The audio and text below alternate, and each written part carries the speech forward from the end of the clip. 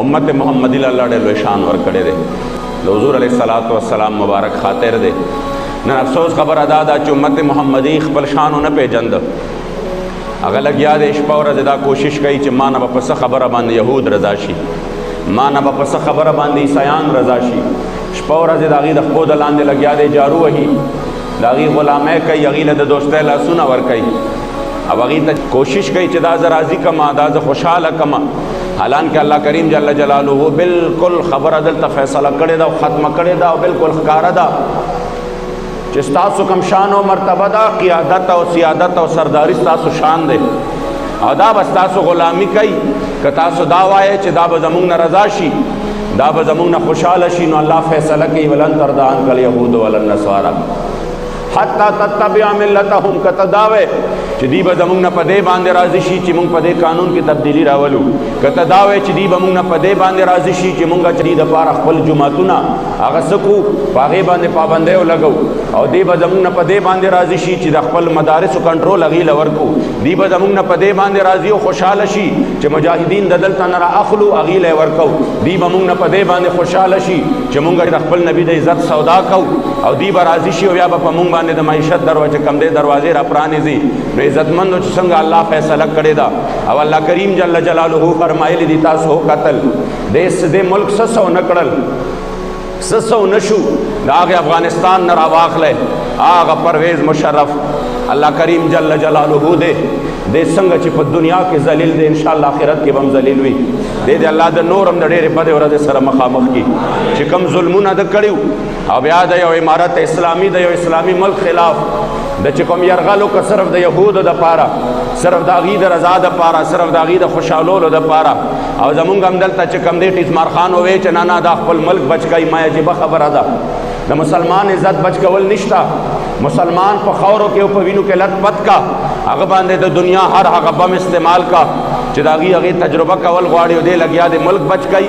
دی لګیا دی بل مسلمان بچ کوي. آخر د دې ملک د دې سرحد د دې تصور د کوم ځای نه راغی. شریعت خدا دی چې د یو مسلمان د یو نوک نم دا ټول کائنات بیا ازار شه. داسې خو نه کېږي چې ته به د یو مسلمان د عزت سودا په بل مسلمان باندې کې هغه لګیا شو، د هغې د راضي کولو کوشش یې وکړ. دا نن چې موږ ته سفیر کوي هم د هغې افغانستان سفیر چې دی هغې د ډېر بېعزتۍ په حالت کې د ډېر بېعزتۍ په حالت کې په لتو لتو باندې او په سکونو باندې د خپل وطن نه بهر کړ او هغې ته چې کوم دی په جاز کې کېنو او په ډېر زیات بېعزتۍ باندې هغه د دې وطن نه وښکه. حالانکه سفیر چې وي د دی خپل مقام وي، دی چې وباسم دی به په ډېر اندازه باندې وباسې، دی په بېعزتۍ باندې نه شي ویستی چې دله به لتې ورکړی چې شا به بهر شه، بس دته به وایي زموږ ملک نه بهر شه، موږ تاسو سره تعلقات ختم دي. مگر افسوس دا د عزتمندو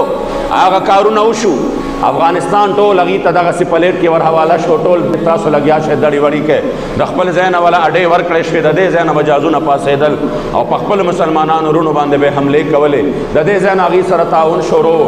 همدارنګې بیا ورپسې د مسلمانانو د خپلو سودا شروع شوه، په زرګونو مسلمانان په هغې کې لاړل. بیا همدارنګې د هغې قیدیان او د هغې چې کوم بندیانو چې هغې ظلمونه کړي هغه د هغې وخت نه راواله، د هغې ریمن ډیوس نه راواله ته کرنل جوزف پورې دا ټول هغې ته حواله شو. ورپسې بیا د خپل نبي د عزت سودا شروع شوه، هغې بیا چې عملونه موږ ته حواله کړې هغه ورته حواله شوه. د خپل محبوب علیه السلام د عزت سودا شروع شوه، شکور قادیانۍ ورته حواله شو، د نورو قادیانانو حوالګي وشوه او دوی ټول ورته وایي چې موږ خو ستاسو غلامان یو، موږ خو ستاسو هر څه منو، خو په موږ د معیشت دروازې بندې نه کوې، په موږ باندې دا چلو نه کوې، په موږ باندې دا چلو نه کوې. د شپې د هغې خلکو دپاره عدالتونه ولګېدل او چې کله ریمن ډیوس په هوا کېږي او د ملک نه بار کېږي د هغې نه پس زموږ عدالت لګي، د هغې نه پس بیا فیصله کېږي. دا دومره هر څه موږ دې دپاره وکړل چې دا یهود به زموږ نه راضي شي او دوی به زموږ نه خوشحاله شي، دوی به موږ په خپلې غلامۍ کې قبول کړي چې بس صحیح ده تاسو خپله غلامۍ حق ادا کړو، اوس به دله مونږ پیسې درکو، اوس به دله مونږ دا درکو. خو عزتمنو د الله فیصله اټله فیصله ده، هغې په دې باندې راضي نه شو. پدې باندې مرضی نشو هغه ورځ ټول یهودیانو عیسایانو په یو ځای باندې اجلاس کړی دی چې هغې ته یورپی یونین وایي او هغې د پاکستان نه دا مطالبه کړې ده. ډېر خلک داسې وو چې په کورونو کې ناستو، نه جیل تیر کو، نه په دې تحریک کې چېرته مونږ سره چېرته په شوق باندې ناره قدرېوالی ده، نه چې کوم دی په دې تحریک کې چېرته منډه والی ده، د بهر نه ناست دي او ډزې کوي او هغې لګیا دا څه چلو شو. ستاسو د دې احتجاج ما ته فایده وښایې، بې ادبي فرانس کې کېږي، تاسو دلته کې لګیا احتجاج کوئ، نو د دې ما ته تاسو فایده وښایې، تاسو هلته لاړ شئ نو دا چل به وشي، فلاني ځای ته لاړ شئ نو دا چل به وشي. دومره شهدا مو چې پنځیش ورکړه هغه څه دپاره ورکړی شو، د هغې څه فایده وه؟ نن په دې سټیج باندې ورته دا خبره کومه چې ته دا خبرې کوې چې د دې بې سر و سامانۍ په حالت کې راووتل، پېښور ته راووتل، پېښور نه بیا چې کوم دی دا سلسله ما په ټول ملک کې خوره وه، هغې راووتل، څه فایده یې وکړه؟ زه وایم ته خبر نه، ته راشه د ټول یورپ د چغو نه خبر شه، د هغې د چغو نه خبر شه.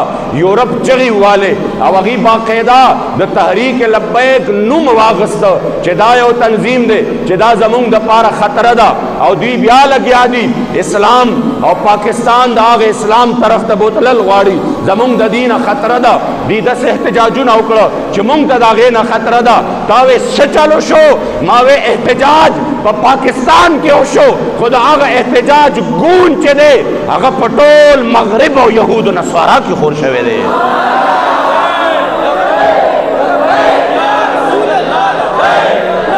جمع باندې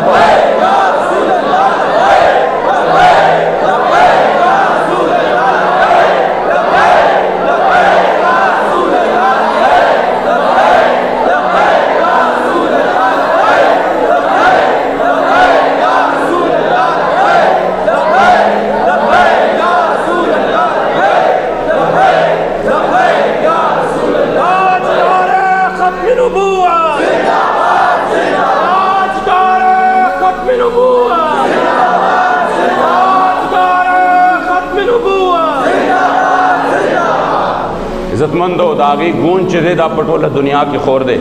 او هغې بیا چې کوم دی شابه دا فلانې فلانې کار وکړئ او که نه نی نو بیا به مونږ تاسو باندې فلاني هغه مراعات مو چې درکړي دي هغه به بند کړو. ډېرو لیبرلو چغې جوړې کړې، هغه چې بېدینه دي، هغه چې د غیرت ایماني نه عاري دي. دا د تحریک لبیک پاکستان اولنۍ تحفه شوه چې وګوره یورپ را جمع شو، هغې پاکستان ته ووایي چې دا چلو کېږي نې مونږ به در باندې هغه فلاني چې تاسو له مراعات درکوو به مونږ بند کړو. ستاسو په سامان باندې چې مونږ دلته کې ټیکسونه نه دي لګولې په هغې باندې به مونږ واپس ټیکسونه عاید کړو. دا د دې لومبنۍ تحفه شوه. مې افسوس دا دی د غیرت ایماني نه عارېږي نه، تا به دا خبره نه کوله، تا به هم دا خبره په بل سنس او په بل انداز کې کړې وه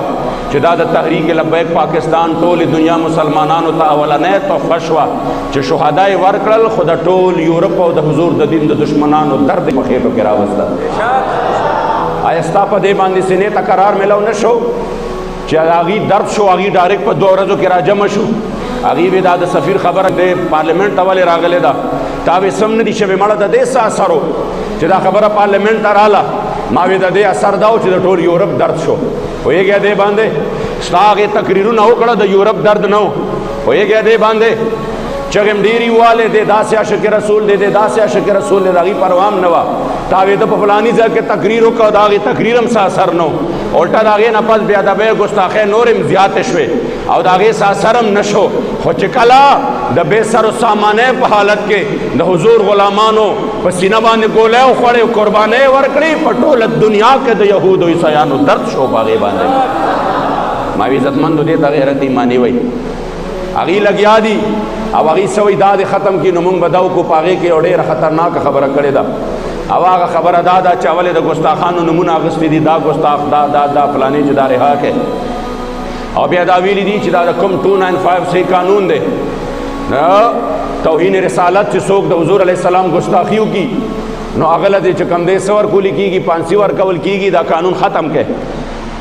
د دې قانون د ختمېدو مقصد دا دی چې تاسو ته اندازه ده چې د هغې مطلب دا دی چې بیا ستاسو په وطن کې او په ټوله دنیا کې خپل محبوب علیه السلام ته څوک څه وایي نو وایي دی.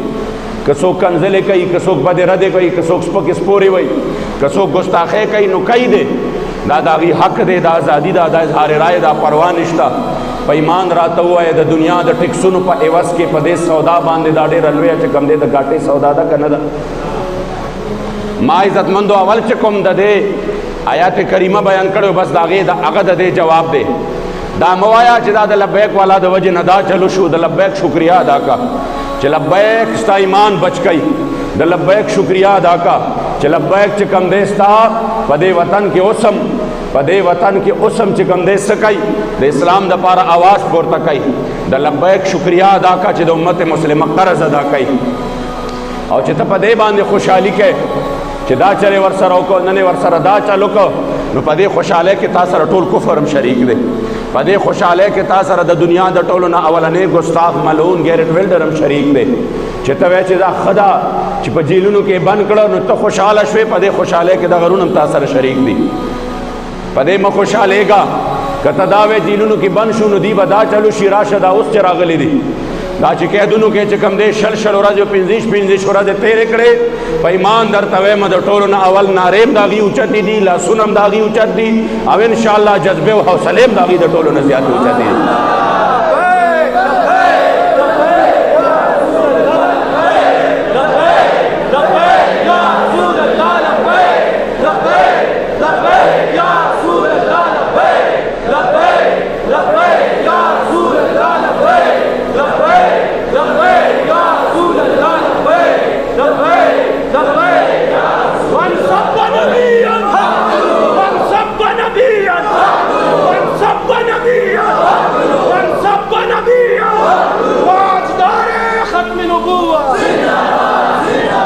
دا جذبات دي چې دا جذبات ته په دې خبرو خو نشي ختمولی. بابا جي به فرمایل دا نشه خو به مونږ ځان سره لحد ته مړو. د دې نه خو منع کېدل نشته که دا غداري او دهشتګردي وي او په دې باندې د 7 مقدمات دي او دا دهشتګردي وي نو انشاءالله دا دهشتګردي خو به مونږ د ژوند په هره ساه کې کوو. د دې نه خو مونږ ته رسته کولی په یو صورت کې هم نشي. او که ته دا وې دا د الله فیصلې دي دا جماعت کل عدم شو چا کل عدم کو ولې وایي دی چې کوم دی مظاهرې کوي دی مظاهرې کوي دی روډونو ته راوځي هغه حکومت چې هغه په خپله باندې د دې بنیاد یې ښودلی دی د دې وډونو ته د راوتو او چا پارلیمنٹ کې چې کوم دی څه څه کړي دي چا په پی ټي وي حمله کړې ده او چا چې کوم دی سرکاري عمارتونو باندې او چا 126 دن درنور کړې ده او چا چې کوم دی د سرکاري سطح باندې د سیول نافرمانۍ اډرونه جاری کړي دي چې تاسو چې کوم دی سیول نافرمانی شروع کړئ بیلونه د خلکو په وړاندې سیزلي دي خلکو ته ویلي دي بیلونه ورنه کړئ او ښکاره ویلي دي ګورې زه به دا پولیس پانسي کم زه به دا چلو کم گاڑی چې کوم دی سیزلي شوي دي نور ډېرې خبرې هغه خلک راولګي او مونږ ته وایي تاسو احتجاج کړی دی او په دې کې تشدد شوی دی او لہذا د هغې په وجه باندې مونږ تاسو بین کوو او کل عدم کوو مونږ دا خو د الله فیصلې دي چې څوک به کل عدم کېږي انشاءالله په تاسو خو داسې وخت را روان دی چې داسې به نشکېږئ چې انشاءالله تعالی په کلي کوڅه کې به هم چا سره د مخ ته لګېدو قابل نه جوړېږي تاسو خو ټایم را روان دی اوس نه م ورته ویم چې توبه وباسئ چې څوک ورسره یې اوس نه توبه وباسئ کیدی شي څه حالات درست شي اوس نه م ورته ویم توبه وباسئ په یقین سره درته ویم چې په کلي کوڅه کې هم څوک پرې نه دي پانډو باندې مولي دا وخت را روان دی مونږ کل عدم کوئ انشاءالله د حضور غلامان چې څنګه د حضور چرچا تر قیامته پورې ده انشاءالله د حضور غلامان به هم د هغه د خاطره تر قیامته پورې وي دا کاروان ستا نه مخکې انګریزانو ختم نه کړ چې د هغې به وې زمونږ په دغه کې نور نه ډوبېږي زمونږ په بادشاهۍ کې نور نه ډوبېږي او یو معذور شخصیت یو معمر شخصیت چې د هغه هم په دې روژه کې د هغه شهادت شوې دی 2 ورځې مخکې حضرت سید کفایت الله کافي رحمت الله تعالی علیه چې هغه یې وجود باندې وله اسرې وګرځولې او چې کله ټول وجود چې کوم دی په هغې باندې زخمي شو نو بیا وله په هغې زخمونو د 15 کالو په عمر کې په هغې باندې وله مرچکي واچول او سباله ورته د پانسۍ چې کوم دی میدان سجاو کړ او پانسي ورته سجاو کړه خپل خلک یې راوغوښته چې تاسو راشئ نن به د حضور علیه السلام د امتي او د یو غلام نظاره کوئ ټوپونه به وئ چغې به وئ د خپل ژوند خیرات به غواړي خو سباله انګریزان یو نظاره ګوري چې څنګه بابا د خپل پانسي ګاټ نه راووته د کال کوټري نه راووته او د پانسۍ تختې طرف ته را روان شو نو بابا د پهلوانے په انداز کې داسې را روان وہ سر اوچت کرے ہو اور لگیاؤ شیر میں کوئی گل باقی رہے گا نہ چمن رہ جائے گا بس رسول اللہ کا دین حسن رہ جائے گا. اے انگریزانو دا تاسو چې بریتا وہے چې زمونږ بادشاہی د شرق نه غرب پورې دا نور پکې نه ډوبېږي والله تاسو بم ختم شه بادشاہی بم ختم شي نوم نشان بم پاتې نشي او تاسو اډوکی بم پته نه لګي چې چرته اوراته دي چرته خوري شوي دي. خو یاد ساته زما د محبوب چرچا دا به تر قیامت پورې وي او بیا د هغې محبوب د خاطره نن سونو کالونه وشو د کفایت الله کافي تذکره په حج آباد شریف کې کېږي.